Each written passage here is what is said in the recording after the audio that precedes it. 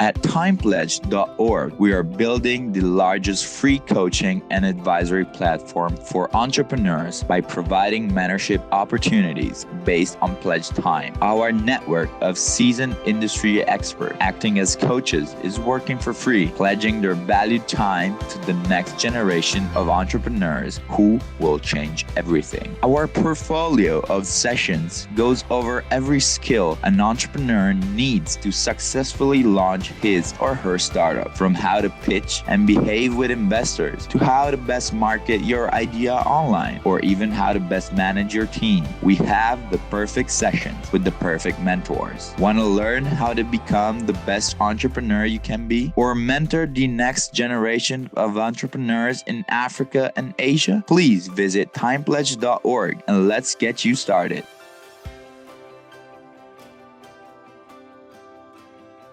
Pledge started in November last year, and maybe we could mention, as a last sort of piece of information, we have been in 4 countries. So it's Mozambique, Uganda, Nigeria, and Kenya.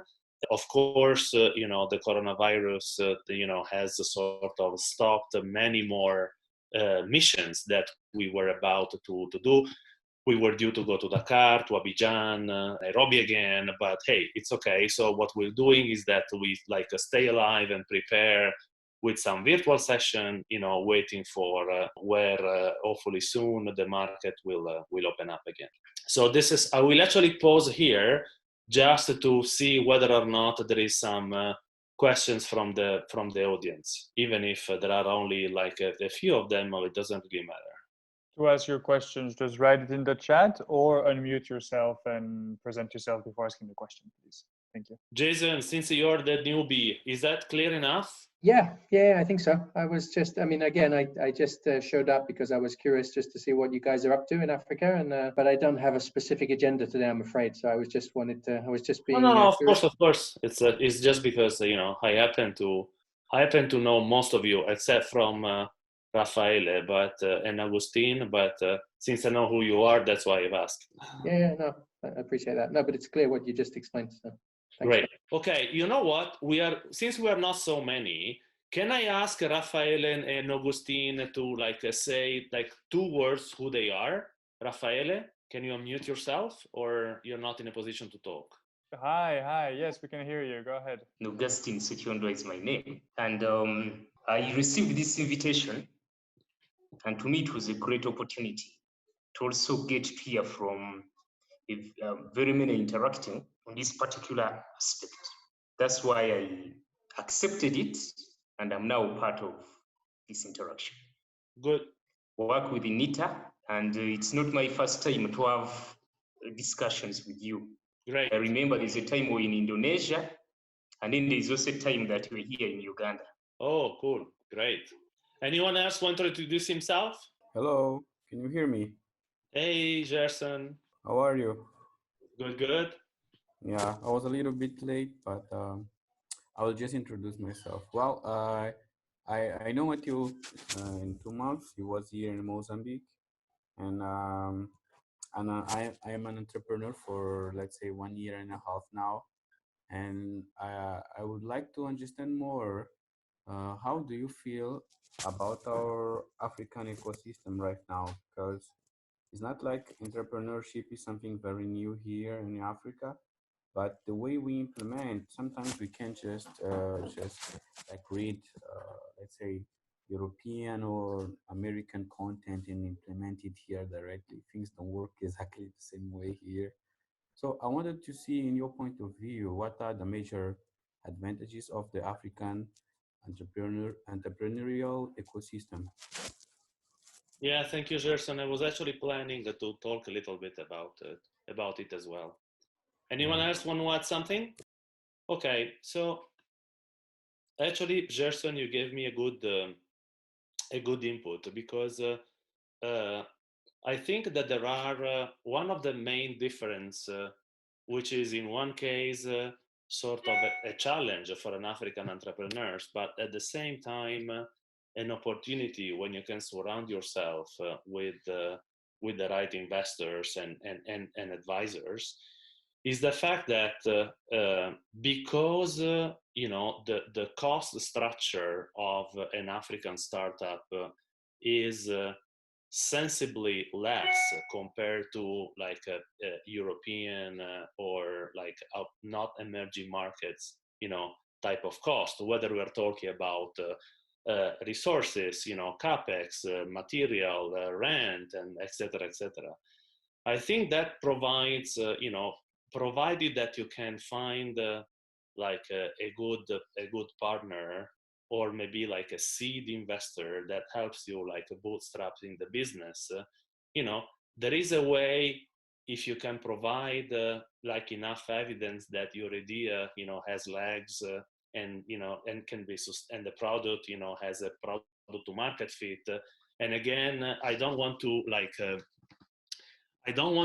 repeat or make the perfect pitch right now, but of course there are ways in which you can not only demonstrate but give a decent proof that what you're building has a market, and show the economics. I think that for an angel investor coming to Africa, it is a good like a cost reward opportunity. Invest even if it doesn't have an immense amount of money, and I'm talking about like personal experience, is actually a good way to sort of put some smart money in your idea and still help your company to bootstrap. This is one of the main differences in terms of the investment, or the way you can invest, right, or get invested. The challenge on the other side, though, is that entrepreneurship culture in terms of building businesses as per investable businesses is not as common. And the reason why, by the way, this how to pitch your startup sort of course has been so successful so far, and every time that we do it the feedback is great, is because unless you are not a first-time entrepreneur, or even if you are like someone who is used to do business, selling your startup and putting the right words around your idea in order to become credible, compelling, give all the arguments for someone to partner or invest is not that easy.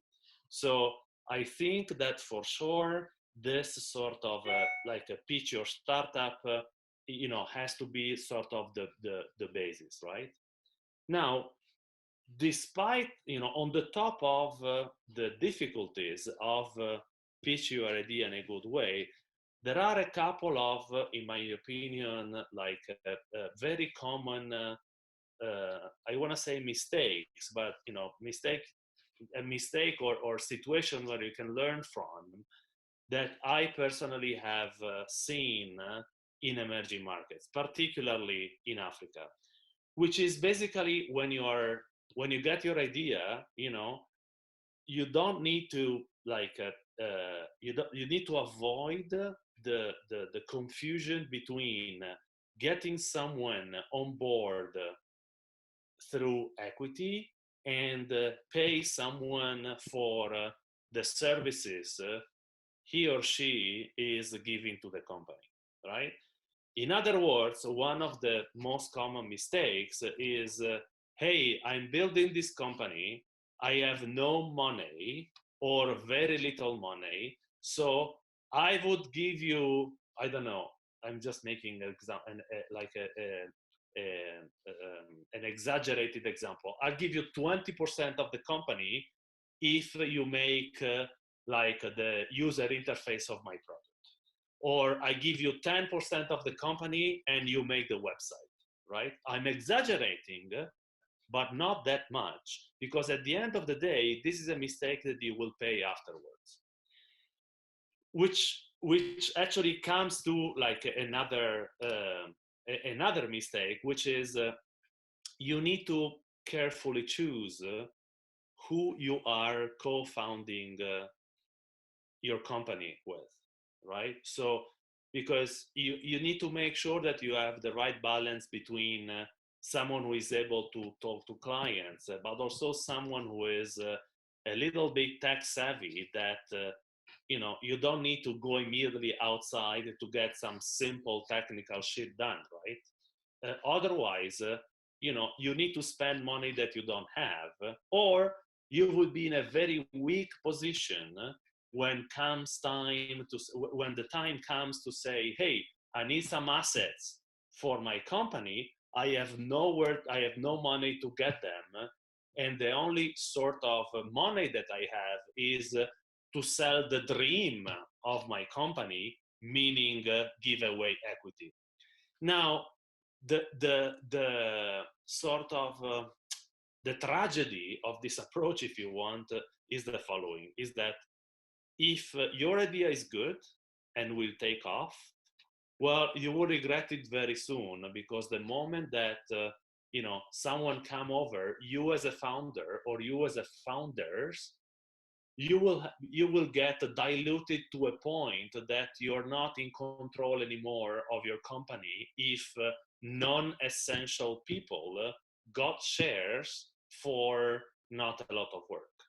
Okay, and that is something that is not a big deal for the investor, because ultimately the investor doesn't care that much. But of course, if an investor sees that like the cap table, which is like the equity distribution of the company, is is built in a little like weird way, well, it's going to be a little bit cold feet before putting money.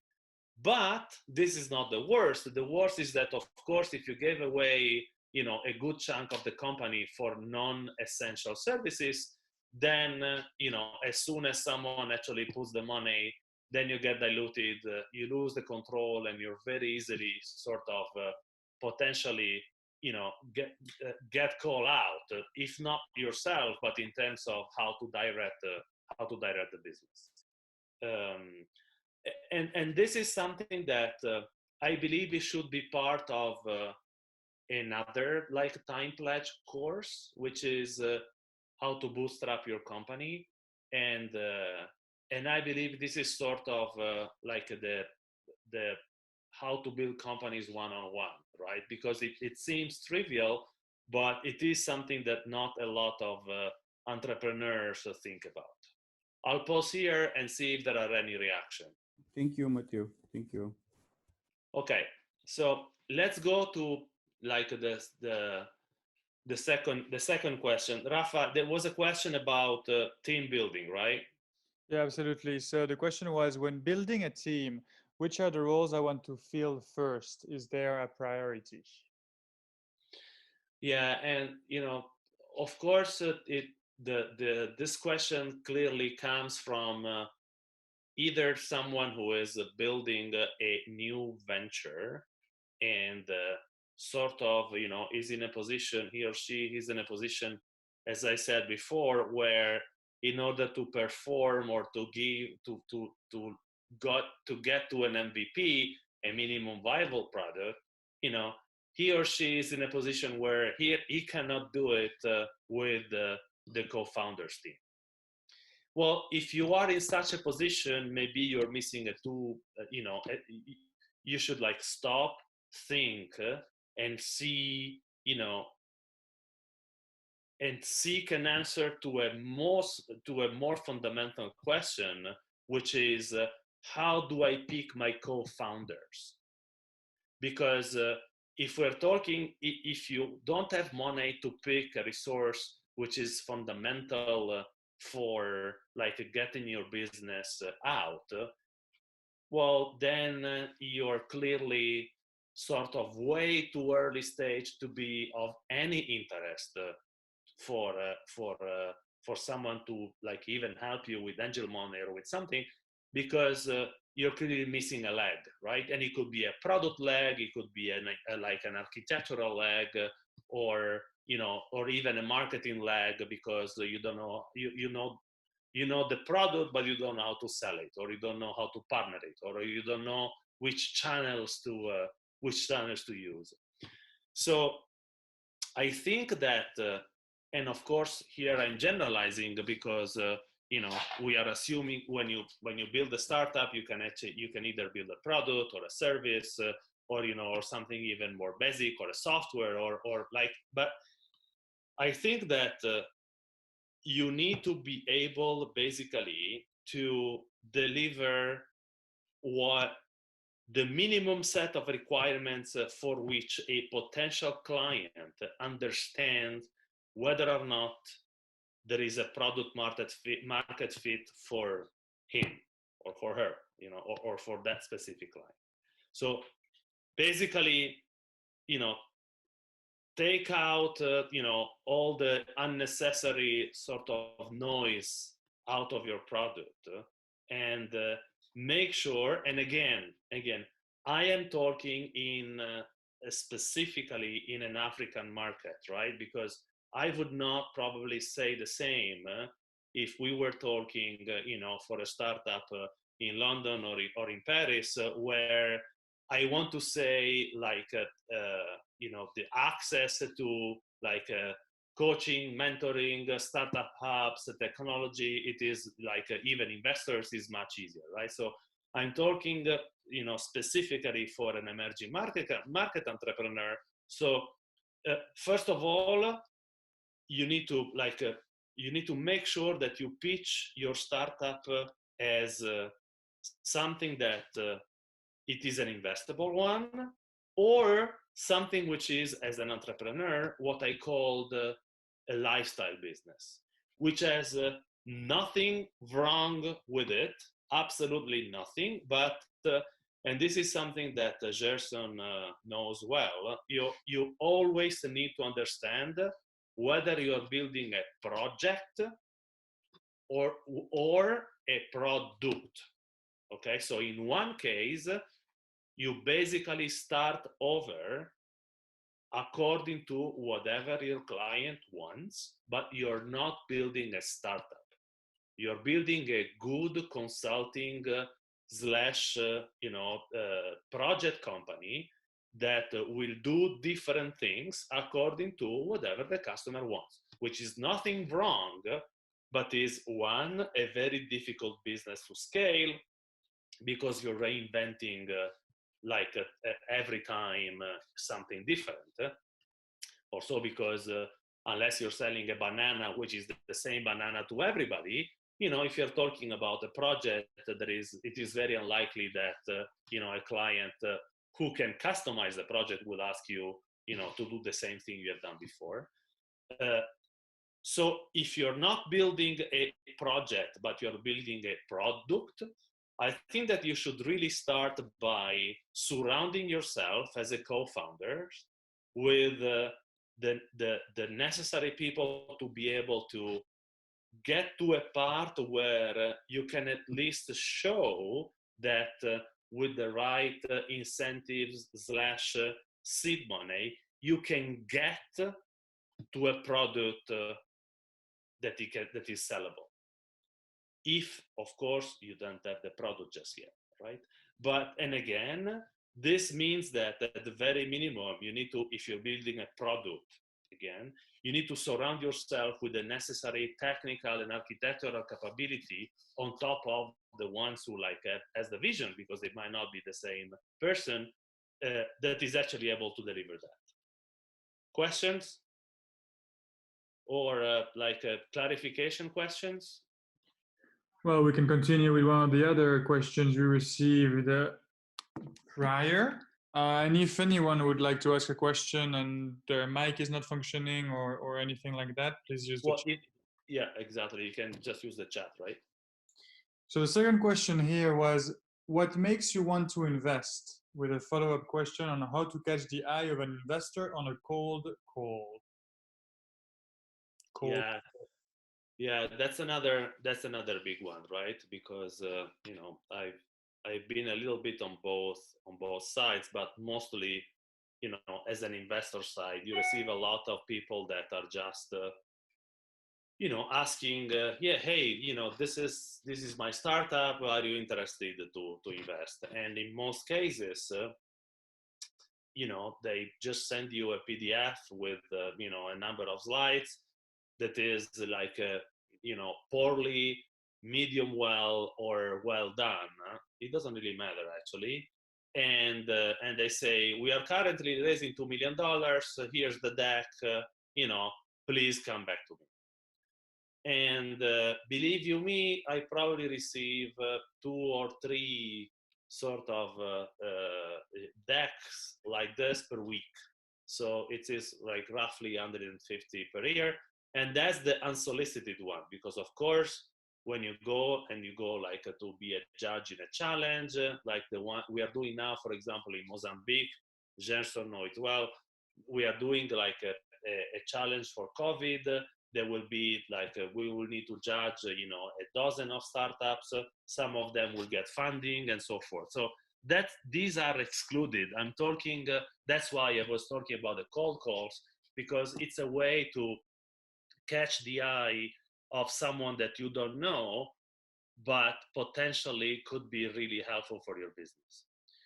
And frankly speaking, it is extremely rare. I mean, it has to be like a stellar alignment of coincidences that an investor would open up an email with, we are raising X amount of money and here's the deck, right?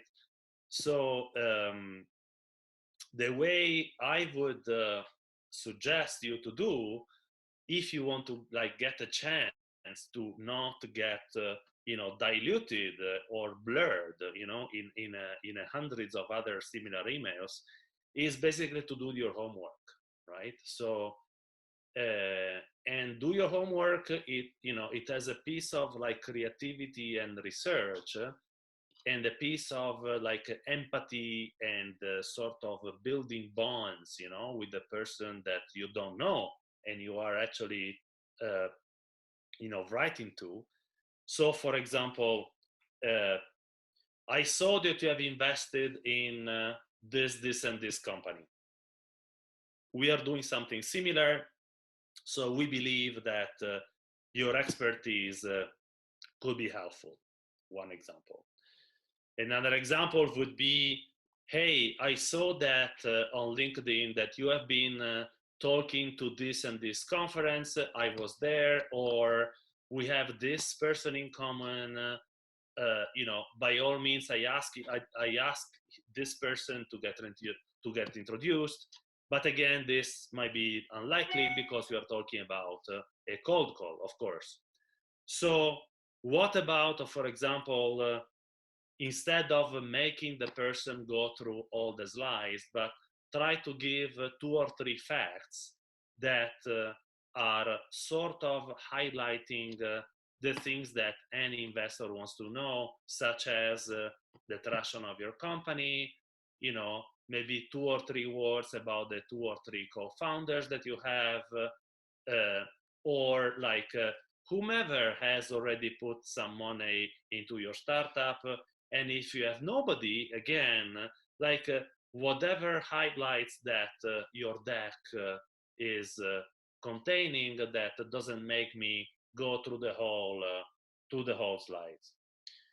And it is really about, as I said, whatever investor is going to to consider whether or not to get further, or to like get a meeting or give you a call, or even simply answering, you really need to find a way to sort of get out of the crowd, right? And what I say by simplify the life of an investor is, either give some context about the market, for example, because maybe you're the only one in that country that is working with this or these clients, for example.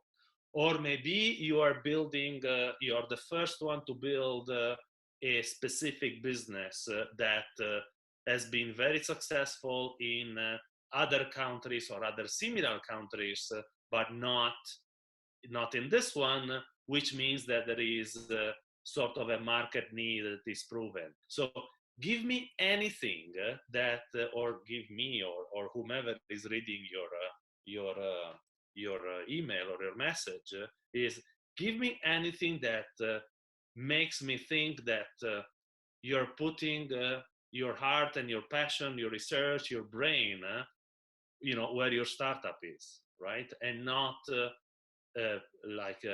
and not a super. Anyone can basically build a shitty presentation and sending fishing for like $500 to $500,000 to invest, right? Any more specific question in this? I think Augustine has a question. Here we go. You go. Can I go? Of course. Okay. Thank you, Matteo, and thank you, everybody. It's Arsenio from Mozambique. I guess my question, I wanted you to build on what you have just said. When is the right time to ask for an investment? Do you wait until let's say your idea, your project is fully full operational, or you can actually jump in even if you have like let's say MVP 0, which is let's say 50% of your project already running. So I wanted that clarification because you mentioned something about sending a couple of slides that actually outline your idea, but you still have some work to do before that. So I don't know if you can build on that. I get it, Arsenio. So thank you for the question. So I think that it is unlikely that an investor that has never invested in Mozambique, for example, would be willing to sort of angel you without an actual product, right? So maybe the better question to ask is when is the right time, combined with who is the right investor to put money or to ask, right? So certainly I would not lose time in sending my idea with 3 slides and a non-MVP to like a cold calling an outside investor, because there are very little chances that you will be listened to. On the other hand, actually have circulating your idea maybe within 1 or 2 like incubators or accelerators that makes this like a pitching nights, or I know it because I've been participated to a few, right? Or like being able to like put down your startup into some of the incubators and accelerator list through which you can get closer to maybe a local investor or a local angel, and that like what I was talking like before kicks in, like make sure this guy doesn't screw you, right? Or this person doesn't try to take advantage of your weak position.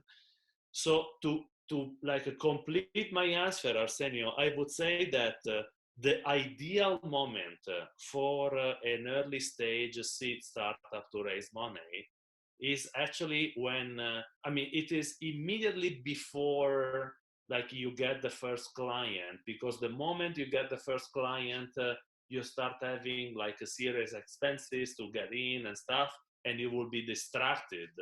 So at the minimum you need to be ready to sell, right? So this, in my opinion, is the right time. The better question is how far can you go?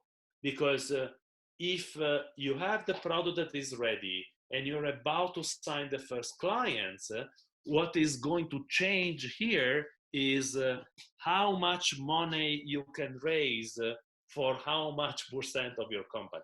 In other words, personally, if I understand your product, you have a product that is ready to be sold, and I, as an investor, understand your product, I know that customers will come because I know the products so well, or this business in general so well, that, I know that the way you developed will get customers sooner or later, right? But if I'm an investor that does not understand the product, then I did the market validation. So in other words, Arsenio, it really depends how you can modulate your speech according to which type of investor you have in front of you. So the more that investor is going to give you smart money, and by smart money, I mean, someone who is, who knows the market, who is maybe even a potential client, who can be your first client, and maybe he will buy your product and put in some equity, or, in this case, getting money before or after you start getting traction, is kind of the same. I mean, the risk is calculated for the investor. If you're just looking for money, well, then the best moment is when you get some validation. So if it's just an angel that or a seed investor that it is not as familiar with your business, of course he needs other sort of collateral beliefs that your idea has traction, and that can only be sort of found by a client validation. So am I making sense, Arsenio? Is that clear enough? Yes, Matteo, thank you so much for the insights. Any other input on this, guys? Maybe not on this, but so I'll wait if somebody else wants to do a rebound on this question. But we have some other question from Augustine. Okay, I'll just go ahead. So 2 questions, but the first one is, what is your opinion, Matt, on the practice of closing this business before they even celebrate their first anniversary? It is apparently a common practice in Uganda. So once a business gets some challenges, instead of redeeming it, the entrepreneur just moves on to another business. Is that good practice? Well, no, these are are we talking about the serial failed entrepreneurs? I mean, this usually is when you're not building a long-lasting product, but you're actually a sort of a set of founders that are, mostly building projects. So they are alive because they have a client. And once the client, and basically they can't find a second client, which means that they only build a project and not a product. So once the other client or the second client doesn't come, paradoxically speaking, is easier to shut down, because usually, when there are problems in getting traction, then also the founders, start getting angry at each other, and then it's not only not a good common practice, and I'm not saying that you cannot learn, from failures like this one, but I certainly deplore this behavior, when it repeats, right? So when it is something that it is almost a practice, and also there is also something else. So this behavior is sometimes the consequence of you get some money because maybe you win a $10,000 sort of contest from an incubator or an accelerator or a World Bank or an IFC or an FSD or the Aga Khan Foundation. There are a million opportunities to get some money, no equity, just as a grant, right? So, and I am very aware of the fact that unfortunately there are a few entrepreneurs that are actually using this sort of they go from one grant to another, they spend the money, and they're spending trying to make it work, but basically they're not committed to their own idea. And once the grant money sort of disappears, they basically try with something else.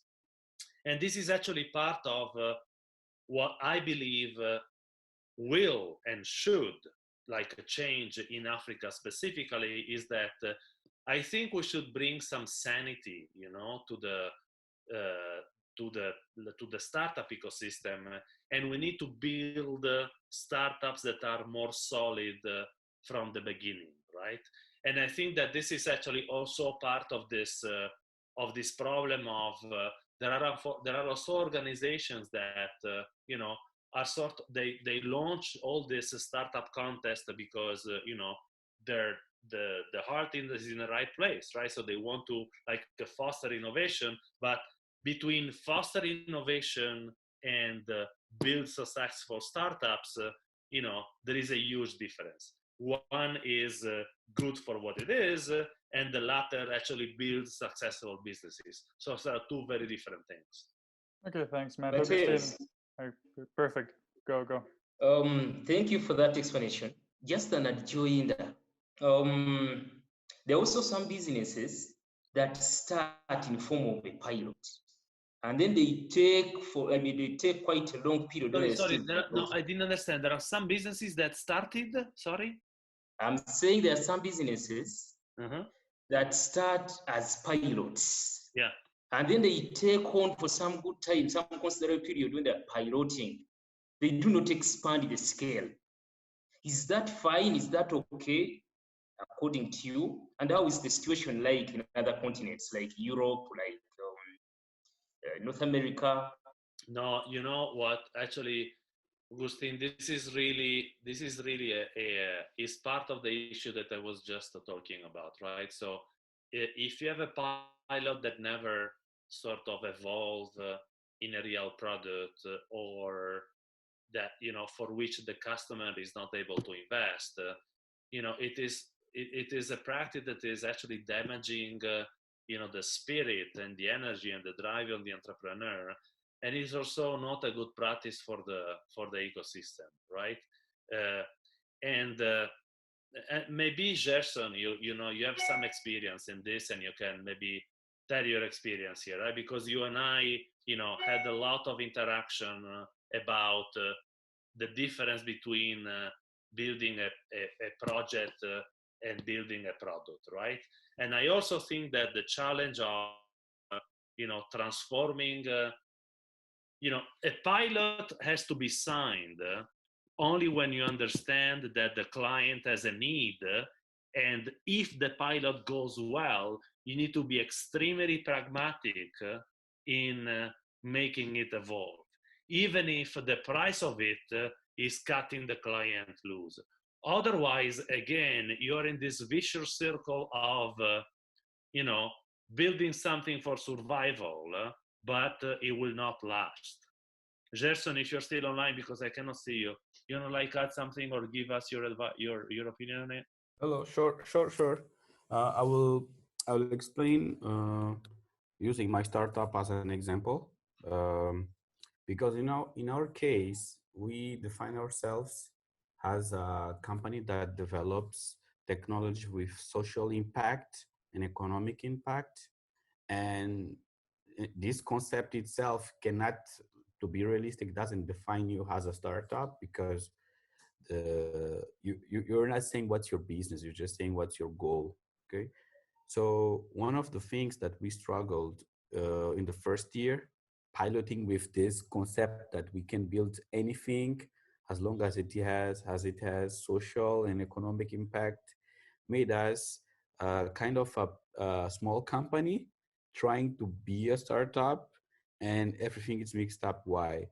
Because when you present yourself as a company that develops startups of startups, like you're a startup that says that I develop startups, you start finding normal clients that just want a specific thing, and because you have the team to develop that need for a big company, for example, very fast, of course they give you the job. But as Matteo was saying, when the contract is closed or the scope is complete, you struggle getting into your own business because you don't know exactly what's your business. So we are trying to shift that, and it's very hard. It's very, even the concept you were explaining, Matteo, it's very hard differentiating a product to a project because of the approach. Because a big company come to you and say, listen, we want this thing because normal companies can't do that, and we are hiring you because you have this entrepreneurial spirit. But when you try to give them insights to create a product, they close you because of the budget or because of the norms they have to develop that. So this year, for example, in my case specifically, I have to redefine everything and sort of separate each product we have and create a new company. Okay. And I think in 1 year or two, I will be leaving my main company now and saying, yeah, this company develops softwares, and will be focusing more on the products, because we can't survive like that. I had just 1 year in experience, but it's very hard when you're like, let's say, when you are a software shop. It's very hard to keep track of everything. The market shifts a lot, very fast when you just develop softwares.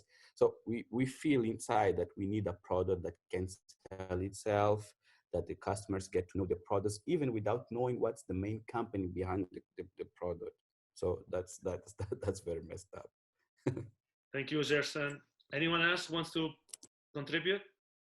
Okay, last question, Rafa. So yeah, there is a second question of Augustine, and if I don't ask well enough, he can jump in. So would you advise an entrepreneur to invest in a business based on a short-term trend or incident? The example is, for example, due to the lockdown caused by the COVID-19, a number of home delivery companies have emerged in Uganda. However, once the lockdown is lifted, the situation is likely to change. So what do you think about these quick businesses that rises following very peculiar situations?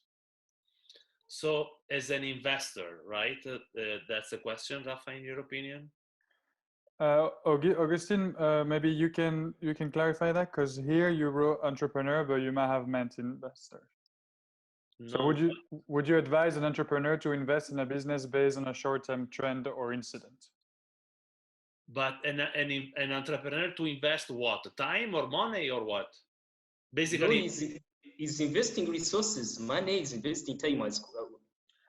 Okay, so basically, would you focus in building a COVID-related startup, knowing that once COVID is done or is over, the business might get slower, right?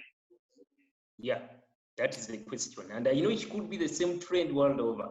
Businesses are emerging in this short period simply because clientele is there, but the pandemic may go away. Yeah, so I think that this is a super interesting question, actually, because, and of course, it depends very much from, which context we are talking about, okay? And now, for once, I am taking not an emerging markets, but more like maybe Italy or France or even Portugal, for example, right?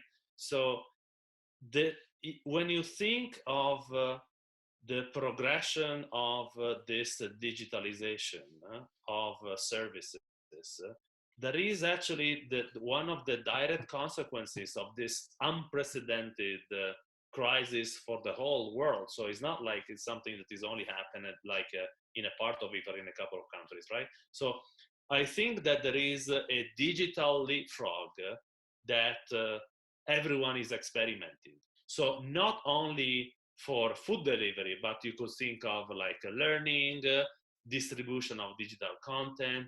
And actually, even if like in one of the businesses I am directly involved in, right, which is like events and content distribution. So let's think at fintech stage, for example, one of the other companies that I work with, and we had an event, and now we are doing digital events because we cannot do physical events anymore, right?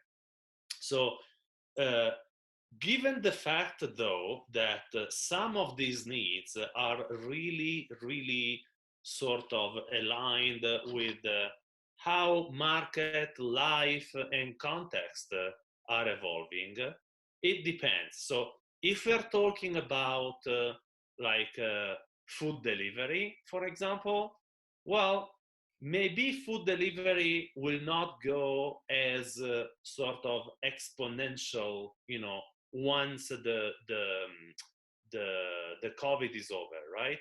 But I do think that if you learn well how to sort of work with capillary, multi-point, real-time distribution, whether or not you distribute foods or like the goods or bananas or masks, it doesn't really matter, right? So I think that the learning that you can have right now in get into like a quick building, a quick build, sorry, of a product because the market is calling it, and will actually give you a learning that you can certainly reuse.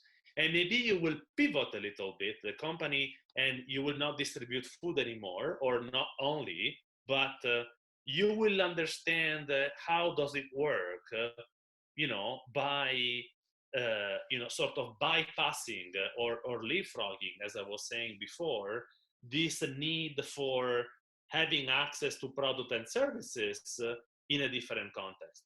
Because, I guess that another way to answer or to say the same thing is if the idea that you want to invest in is exploiting an inefficiency in the market that will stay there as well after this crisis, because the problem goes deeper, from the fact that people cannot get out from the house, but because the market has an opportunity. And I actually have a great example to give you. I think you should invest. I give you a concrete example, and actually in Uganda there is a company, I forgot the name, but I could retrieve it very well. There are two ladies co-founders. What they do is that they distribute like drugs and medicines and drugs, but also like now masks and sanitizers and stuff like that, from hospital and pharmacies directly to the home of people, right? So it's a home delivery service for drugs and medicines. So this service they were actually implementing it before COVID. Actually, when I was in Uganda, when we did Time Pledge in Uganda, I sort of helped them, do the pitch, and they were implementing the service. Now, in this market context, of course, they were already ready. They have all the catalog online. They have, they made an agreement with some scooters to be able to distribute the goods and stuff like that. So now, of course, the demand is going up, and it's good for them because they're actually making some money. But the reason why they built that startup, it was because in Uganda, if you go to a pharmacy, to buy an aspirin, there are maybe 30 people waiting, and you might get stuck 2 hours in the pharmacy, to get an aspirin. Whilst maybe you can just pay a little bit more for a transportation and get it for the delivery service and get it delivered home. So this is one example where because this startup was actually tackling something or a problem that will be long lasting after the crisis, I think it will be worth to invest. Augustine,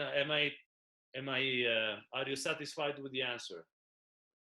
Yeah, I've actually liked that example you have given of delivery of pharmaceuticals, because it will outlive even this COVID-19. The moment it goes away, there's a deeper problem. So in such cases, you advise one to invest. Yeah, and actually, I even think that the fact that the COVID situation will start changing the mindset of the people, more and more people will realize that actually the experience as a customer to have, for example, things delivered at home, rather than going to the supermarket is actually better.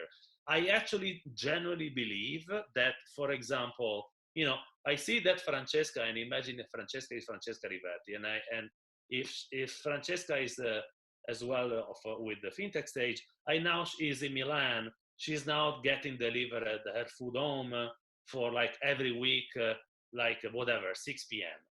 I'm not sure that, and I don't know how much does it cost, right? But I mean, it would be interesting to ask Francesca, would you still like keep using the service after COVID, because simply the experience is better? You get the food home, you know where is it, you know what to buy, and the difference is not that much because your experience is better. Well, actually is what I'm thinking to do, because I got such a great experience that I will probably do the same even after COVID, for sure. You see, Augustine, this is an example where, so this, if you invest in something like this and the experience is good, there is no reason why the experience goes away, once the COVID is over, if the price is reasonable and actually the service you're giving brings an improvement. Because there are actually, I am pretty sure that 2 hours of time doing grocery shopping maybe is worth the $5 that whatever company is charging to deliver it, right? So because that person maybe prefer to go and play tennis for 2 hours, and now he or she is obliged to buy it because of the COVID, but tomorrow he will simply do it because it's a better experience. Thank you so much for your insight on this. Actually, it's very interesting, and it's quite a lot that like for us who are in government, could also pick from this, because policies are going to change, approaches are going to change on how people approach various things, especially related to e-government. Thank you. You're welcome. We have one more question that we gathered before, but maybe somebody else has a question right now?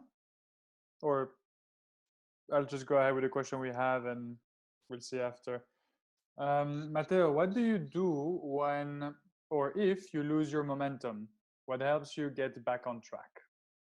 You mean when an entrepreneur, right, lose the momentum, right? Absolutely, yes. Because it seems like a personal question, like when I got a nervous breakdown myself, what do I do? And basically I meditate, go sport, and go swimming in the ocean. But I don't think is the question that. No, I think is as an entrepreneur, and I think that they might be talking about the momentum of I don't know, some meetings that go well with investors, nothing conclusive happens. So how do you keep waking up and doing what entrepreneurs do? Yeah, well, that of course there is no. This is a very, I want to say, fundamental question, and everyone. Gives to it, his or her own answer, right? Because it's a combination of how to get motivated in life to do what you do every day, as well as, frankly, how are you continuously sort of finding good reason and be honest with yourself that you're trying everything you can to keep your startup alive. And I also believe that being an entrepreneur is pretty much Darwinian, in the sense that again, you define whether or not you want to be an entrepreneur because you want to scale a business, or simply because you want to have the lifestyle of someone who doesn't like to work for a big company, and you're happy with the minimum sort of revenue that your startup or activity or whatever is giving it to you. But at the same time, there is a moment where you need to find yourself, you need to be honest with yourself and see whether or not this is a life that is for you, right? And because being an entrepreneur is actually per se a decision that stays with you, defines more than your professional life, right? So defines how do you manage your time, how do you the way you manage your money, because you might not have you might have a less organized plan for your retirement, for example, because your company doesn't pay for it. You need to think about it yourself. So it is actually a very deep question in general. My suggestion, if you assume that we are talking about young entrepreneurs that might be either turned down or might fail for some reason, or maybe the startup goes burst right now because of COVID, and they have no means to sustain it anymore. Well, first of all, the greatest motivation or the greatest input I can give is that trying to learn from whatever failure you had, or whatever reason that brought you to that specific point, and try to write down what were the events that brought you there, what could you have done differently, and simply acknowledge that it's okay not to do it right the first time, but that you certainly not learn a few things, and if nothing else, you always learn how to be more resilient, right? And then beside that, check out what your next move is, and literally write down the pro and cons of your situation, and see whether or not you want to bet on your same idea or another idea, or maybe pivot yourself and go and find something that will bridge you to your next venture. That maybe it means do some Uber driving for a while, and while the next idea will come over, right? So ultimately, it is really a matter of be resourceful in any different, in any possible way that you can, and if nothing else, again, treasure the fact that even a failure is an opportunity to learn. Thank you, Matt. Maybe we'll take a last questions from the audience. Feel free to unmute yourself or use the chat. No more questions? Well, Matteo, do you want to close a word to finish? Well, first of all, I want to thank every one of you, everybody to took the time to stay with us today. It has frankly, it has no other objective than I believe that basically create a window of an hour or a bit more than an hour where everybody can step in, listen, not listen, ask question, and the objective is I would like this to be a windows where maybe other coaches will come and help, and hopefully will become a forum of free talk and exchange. So we are there are 12 people, including me, connected today. I would have been happy even if on the top of some of the members of some of my colleagues, I would be even happy if only one would have connected. I don't really care. So if you like it, spread the word, and this is as good as any starting point of this type of discussion. I think there is Rafa, we are preparing the next session for help me a little bit. Is that? Yes, we have two. Well, we're going to come with virtual sessions every week on different soft skills. Today was the first open-ended Q&A that we tried. It's a new format that we tried out. As Matteo just mentioned, we're going to continue, and we'll let you know. But every Wednesday at 5 p.m. 5 p.m.